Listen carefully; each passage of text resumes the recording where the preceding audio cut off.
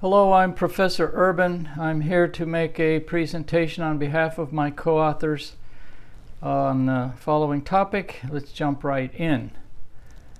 We're talking about numerical ellipsometry because numerical methods are required of a method for finding a single beta gallium oxide monoclinic crystal orientation and other crystals to determine the complete permittivity tensor. So what is the purpose of this? We want to reduce the number of measurements that are required and improve the accuracy. That's going to improve the science. And the goal of this work here is to develop a method or a set of procedures that we need to select a particular crystal orientation and then know that it will work and what to do with it. We've developed such a method and show an example in the case of 111 orientation. So here is a brief refresher about the beta gallium oxide. You can see the crystal shown in two different orientations here. The ABC are the crystal axes and XYZ are the permittivity coordinates, which we have to go ahead and rename for use in the permittivity tensor. X, X, Y, Y, and Z, Z, and then X, Y, and Y, X are equal. The issue next is to bear that in mind, that's what we had to do. The first thing to show is the crystal lying in an initial position, which has been selected based on the figure you see on the left, in which the X, Y, Z capital letters represent the coordinate system of the instrument table. That is, X and Y form the table, and Z is normal to that table. And in this particular case, the 010 plane has been highlighted, a plane that we don't use. No, it's the one we do use. And so in the standard position of what's shown initially, the 2-bar-01 surface is shown highlighted here, and that has to be rotated mathematically. Of course, when you cut the crystal, you're physically rotating, but to make the math work through Maxwell's equations, etc., we have to rotate that crystal, and it turns out that 2 rotations are required, minus 49.92 about Z and 90 degrees about theta, and that places the highlighted plane parallel to the XY, which is the table. And when you have a crystal cut of 2-bar-01, that's how it has to be. I mean, that's flat on the table. Now let's show, without showing the plane, what the modes look like of phonon modes. And these are phonon modes 1 through 8, and they're in blue, and they are in the XY plane because that happens to be the plane of the AC of the crystal. So that's where those modes directions lie. They're perpendicular to the mode vibrations. And the AU mode is shown pointing straight down opposite of Z, and it's parallel with Z. If we want to take a look now, and by the way, if we rotate that crystal about Z, which corresponds to a table rotation, then the AU mode does not present itself at a different position to the measurement instrument. On the other hand, if we go to the 2-bar-01 orientation, you can see that has been chosen to place the A mode flat on the table, and you see it aligned with the Y-axis here. And it can spin around with the table rotation, and it will, of course, carry with it the B modes. And the B modes are all lying in the AC plane, and they'll stay in that plane. So that rotation does work. Now, what happens if we make measurements just on the 010 crystal? You can see here that the B modes show up rather nicely. The upper left is the real part, and then the next one down is the imaginary part of epsilon XX. The next two below it are epsilon YY. Top right are epsilon XY equals YX. And then the lower right is epsilon ZZ, where the A modes are to be found. And you can see that the B modes are nicely labeled and oriented, and they're there. This was actual computed data. This is computed from measured data. And so we're missing the A. So the prior solution to doing that is to go ahead and say, look, we're going to have another crystal. But the problem with another crystal is it may or may not be the same exact doping, composition, microstructure, and so on. And knowing its exact angles are not the simplest, because you would have to correlate the two.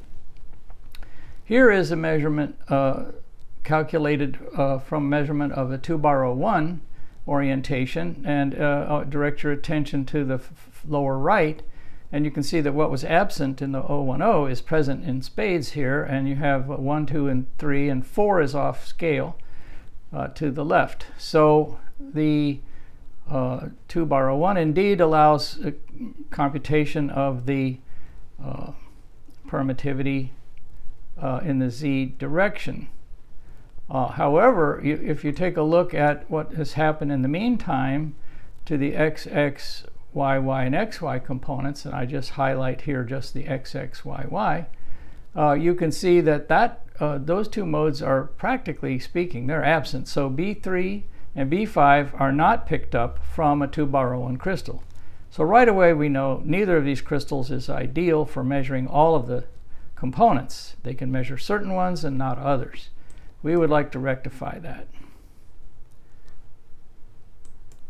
And it's not a simple matter, and we have to pay attention carefully here. So the first thing is the observation that, and there's reason for it, that if the mode normal is parallel to the z-axis, it won't be measurable using ellipsometry. So naturally, you might want to look at where those are. And here is a graph of rotation for the crystal. The psi angle, the first one around the z-axis, and then the resulting x-axis rotation theta. And for each individual point represents, therefore, a crystal orientation. You can see 010 is marked up here in the upper left. And if we consider the BU3 mode and look at how close it is aligned to Z of the table for each of these rotations, you can see that at a particular point it's perfectly nicely aligned, and elsewhere it's, in this case, it's normal or perpendicular, sign of 1.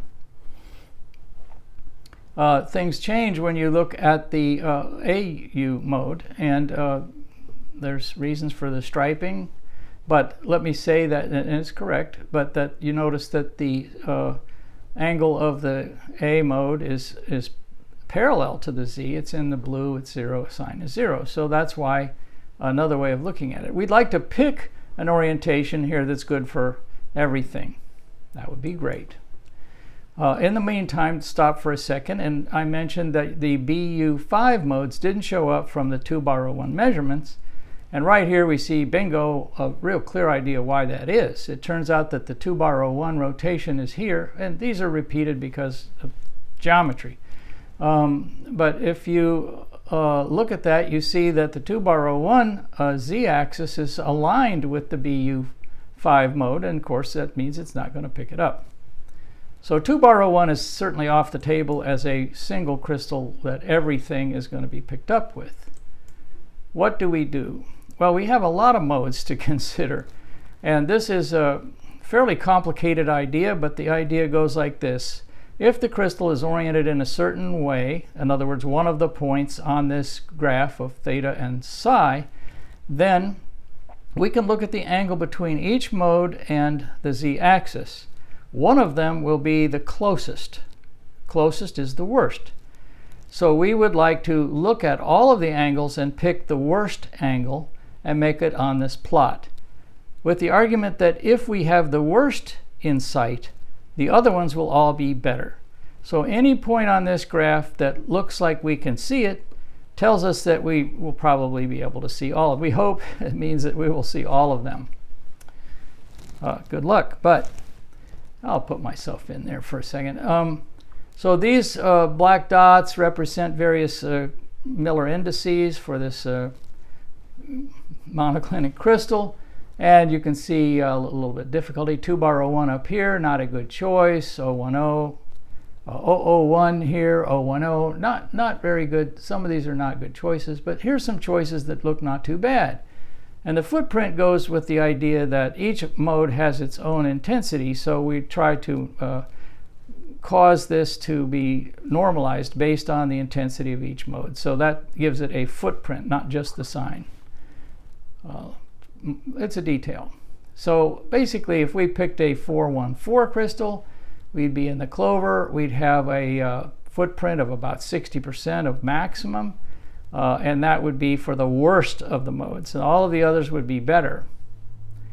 But it's not too bad to be down in the 30% range, and this is a crystal we all know and love, so we took a look at 111 as an example. But any one of these could be used. Probably these ones down here in the blue are a little bit too low. You might be better off with 212, etc. So just as a refresh on this and to get away from these complicated figures, let's just take a look at the modes. They're listed down the left-hand side and across the top, and their wave numbers. And then across the top are several selected crystal orientations from before, and you can see right away that, well, if the sign of the angle is 0, we're hopeless. And that's the case for the AU modes and the 010. We already saw that. For the 2-bar 01, we see a pretty good behavior, except when we get to BU5, and we see it's not going to be picked up very well. So that's, neither of them are a good choice to be measured alone. 111 is not so bad.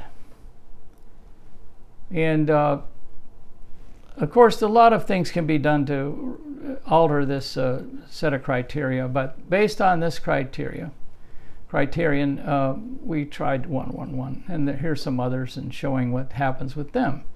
Do we see anything diving down? The darker colors are less good, and the green is like a green light and red is a red light. Okay, so let's now take a look at the example of the 111 orientation. Here it is in that figure we are accustomed to, hopefully, that the X and Y plane is the plane of the instrument, Z is the normal to it. Cable rotation corresponds to spinning that around the Z-axis, and you can see the 111 normal and the A, B, and C crystal axes, and there's the angles that you have to rotate it through. Not unique because of geometry, right?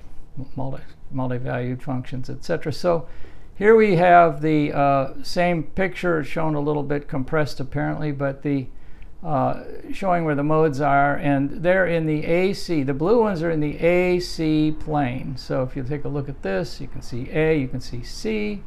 They're kind of laying back and going away from you, and the B is lined up with this red one here, and that's also not. So none of them are really too close. BU3 is a little close, but none of them are real close to the Z-axis. So let's take a closer look at that. Besides not being aligned with the Z-axis, we also have to have sensitivity. What do I mean by that? What I mean is that if there is a variation in a permittivity parameter, this is one of the 8 parameters, epsilon xx, real part. If there's a change in that, and it does not change the measured parameter, we happen to use psi, but you could use whatever we wanted, and if there is no change here, then this measurement is not sensitive to that underlying parameter. So we have to make sure that all the underlying parameters have a sensitivity carried through the Maxwell equations, courtesy of Behrman's variation, etc. Not variation, derivation. So here we see with respect to the first derivative, with respect to psi, with respect to delta, and just for the to carry it through here, this line here represents a 1% sensitivity, 2%, so higher is better, and somewhere between these two it must go through a valley. And I could choose to show it this way because colorizing it is very difficult to look at. But at the end of the day, what I want to know is what regions exceed, and these are now table rotations and angles of incidence, which they have to be available even though we can vary them as we go, once you've cut the crystal, you're stuck with the sensitivity plots. So I would like to say everything inside 1 and higher is a 1. That's a plus. That's good. Everything less than 1 is a 0. It's useless. I can't use it. And I will color that. And the next figure shows exactly that. You might recognize the shapes of these curves. The red indicates the region in table rotation, which is a vertical axis, and incidence angle. And across here is 50, 60, and 70 that we used in the prior work. And I carried it all the way down just to do it. And you can see there are quite a lot of combinations of table rotation and incidence angle that will work. And in practice, if you remember the table, we chose 9 different measurements at various table rotations and angles. So some of them will get picked up. And but this is only for one parameter. This is only for the real part of epsilon xx. My goodness, we've got the real part, we've got the imaginary part, we've got the real and imaginary part of EYY. How are we going to do that? And the answer is to make a figure like what you're seeing right there. And I'm showing you my anguish here. We're going to make a figure like that for each one of the parameters and then multiply them together in the matrix sense, so that anything that's a 1 throughout them all means yes, good. And anything that has a 0 anywhere, bad. We can't use it. So we just multiply those matrices together and come up with a combination plot of the whole darn thing. So this now shows, slightly mislabeled, but this is the combined orientations of all of the permittivity parameters, all 8 of them, as a function of table rotation. And you have to ask yourself, well, to the right-hand side, we look like we're in the clover. There's a lot of red, and we're going to hit red quite often no matter what angles we pick. If we pick 0, 45, 90, and 135, at these incidence angles, we're going to pick up a lot of good sensitivity. On the other hand, it doesn't look quite as good for the psi measurement, which is no great surprise since it varies over a lesser range. But we still have enough to capture. And we've arbitrarily set the limit at 1%. If we set it at 0.5%, it would spread that out a little bit. And I think 1% might be conservative. So here are the angles and incidence angles and table rotation combinations. There's 9. We had 12 to choose from. We picked the 9 so as to not have too many combinations. And I've tried various combinations of these combinations. Combinations can really get, there's a lot going on when you start having combinations like this. So that is exactly what we did. And that's what we did in the past, or also in the most recent work. And this is a visual of what those mean. There's 126 different ways to take 4 out of 9. Here are the 9. The very first selection group is selection number 1. And you can see that it has a 1, a 2, a 3, and a 4 in it. Selection number 2 has 1, 2, 3, and 5. And so on until we get all of the possible ways of picking up 4 out of the 9. And then we try to solve for each of those. And some of them have to work or we aren't going to get anywhere. So how do we know whether or not those combinations have a chance of working? And that is that we need to look at the mathematical condition of the problem which is then presented to the solver. If the mathematical condition is such that we're trying to solve the intersection of 2 parallel lines, you're done. You have to have some, I mean, this is an 8-dimensional problem. I can't visualize or show it. But if you had a 2D problem, we're looking for intersections, basically. And if we look for 8 intersections, and if their angles are sufficiently good, we'll call the condition good. And it will have a low number. Low is good for condition. And let's see, get me out of there. So you can see across the bottom, each one of these vertical panels refers to all the 126 possible combinations, and whether at the particular wave number, I mean, for further complication, you could look at this at every wave number, so 1,000, whatever 1,000 that we measured, but let's pay attention to the mode, TO mode wave numbers, and at them, at BU1 wave number, we see that the measurements taken do in fact have large numbers of areas which have dark blue. Not all, no surprise. Same thing for BU2. Remember, each one of these lines represents a combination of 4 measurements with different incidence angles and different table rotations. Not all of them will work well, and you can see some do not. They're coming out red with a higher number. That doesn't mean it's insoluble, but it's not as likely to be accurate. So, good.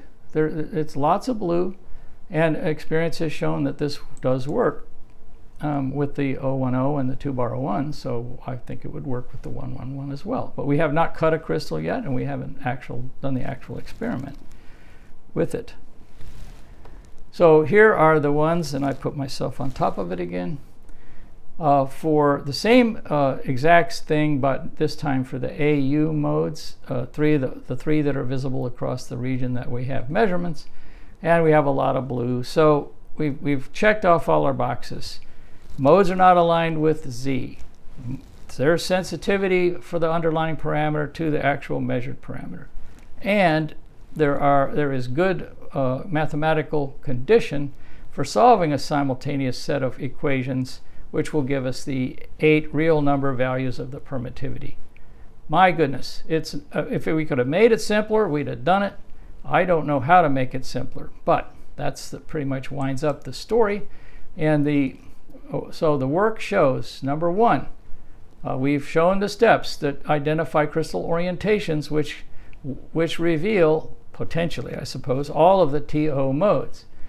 Number 2, first step is that each mode normal, all the ones that we are able to measure, aren't parallel with the ellipsometer z-axis.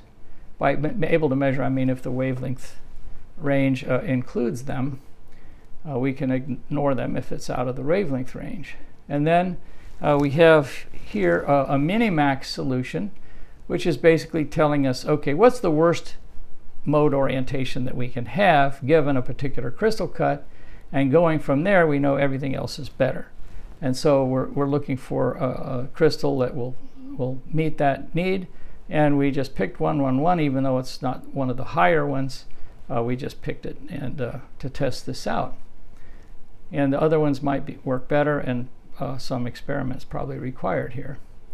The incidence angle and the table rotation are looked at from the respect of the sensitivity. Do we have the chance to measure the effect of the underlying permittivity values? If we do, we can proceed. We showed a way to do that, making those graphs. And we confirm the feasibility of the computation by looking at the condition of 4 at a time out of the 126 to see if we're going to have a bucket of measurements that will actually allow us to find a mathematical solution. That's always important.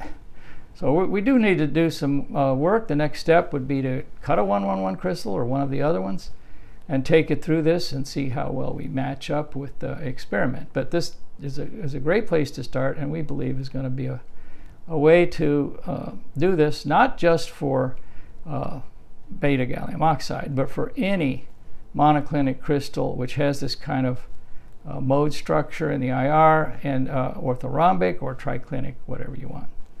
So thank you very much for your attention. I wish it could have been made simpler, but there's no simple equation which could be applied or developed. It required looking at massive amounts of data in a graphical way in order to reach our conclusions. I hope you learned a lot, and for paying attention, I salute you.